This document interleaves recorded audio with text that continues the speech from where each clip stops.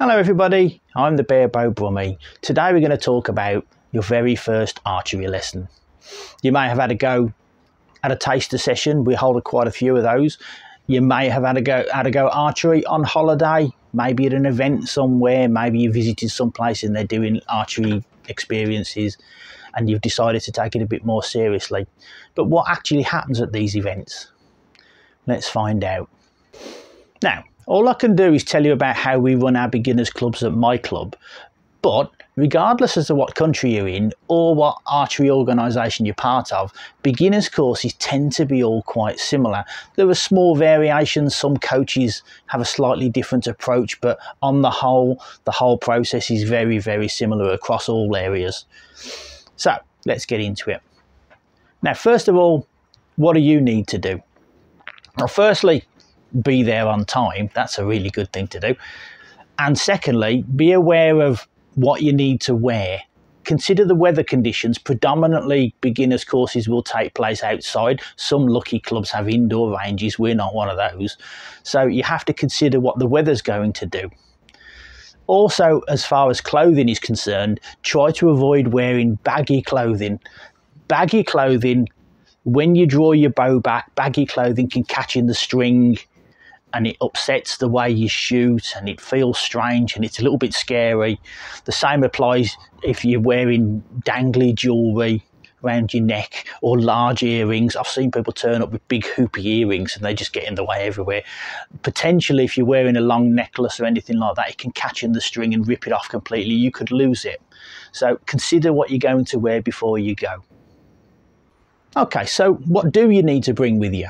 Well, the answer is nothing at all. Just make sure you get there on time. Your archery club will supply all the equipment you need. They'll give you a bow and arrows and finger tab and literally everything you want. We'll go through that in more detail in a little while. But the first thing they'll ask you to do, normally fill out an insurance form, because obviously you need to be insured while you're at the club, so they need your details to do all that. Then they'll move on to the eye dominance test.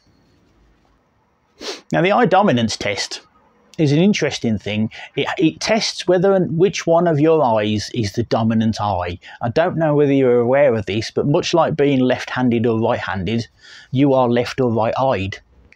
One eye tends to be stronger than the other. Your dominant eye focuses on the target that you're actually looking at, and the non-dominant eye provides the depth of field, in other words, the three-dimensional image, and allows you to be able to work out distances.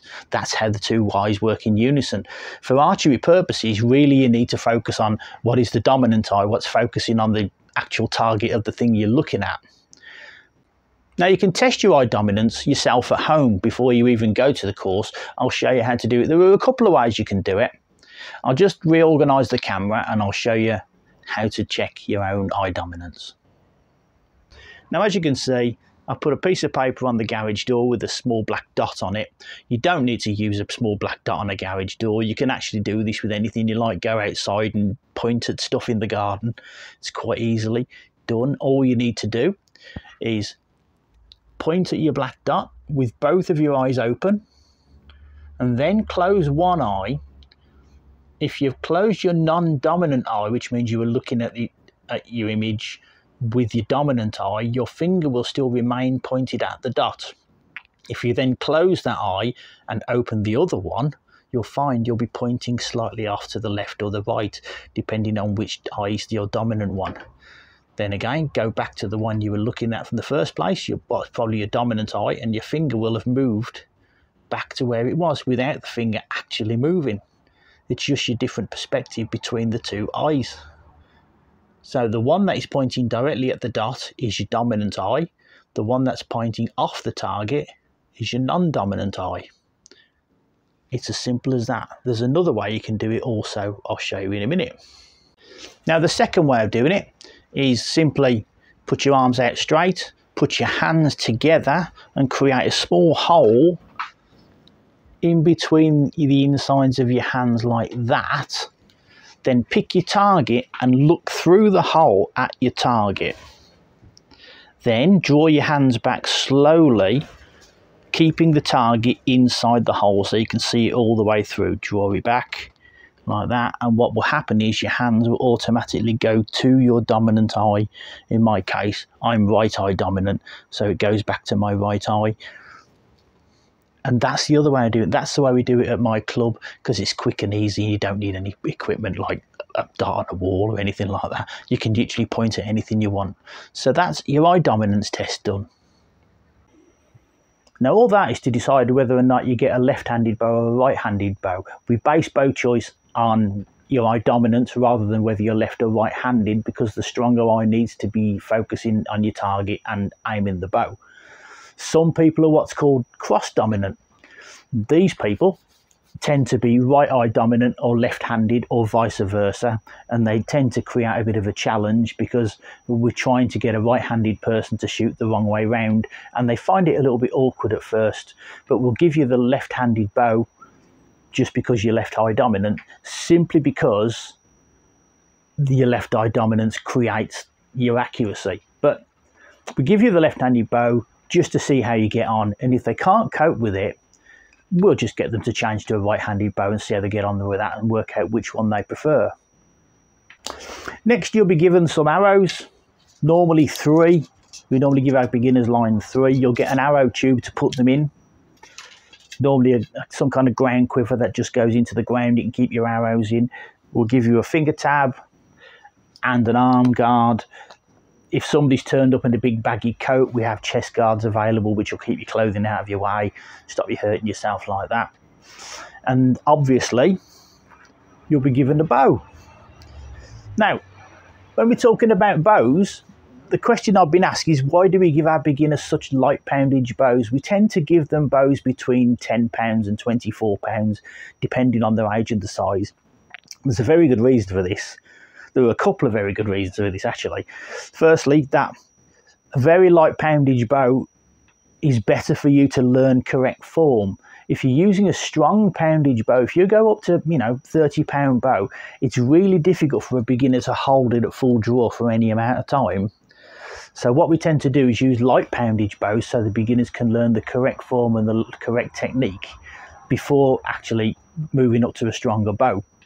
It's much, much better that way. Secondly, if people go straight into using 30, 35, 40 pound bows, it's very easy to hurt yourself. You're not used to that kind of poundage. It's a really, really bad idea. So we always start with light poundage bows. Next will be the safety instructions. You'll be taken round to the shooting line somewhere and be shown the rules of the range. These are very important. Please pay attention to this. It's important for your own safety and the safety of the people around you, so please pay attention to it. And finally, you get to do a little bit of archery. There'll probably be a quick demo of the shot process. Somebody will stand forward, explain it to you, shoot an arrow. Personally speaking, I do exactly that, but then I do it again, but I break the shot process down into its various steps so people can understand it really clearly. If you've not seen the video on me doing the 7 steps to good archery, I should put a link to it up there somewhere. But if there's anything you're not sure of during all of that, ask your coach. He's there to help. And finally, just a quick note on somebody that already owns their own bow before doing the beginner's course. Don't take your own bow to your beginner's course without consulting your coach first.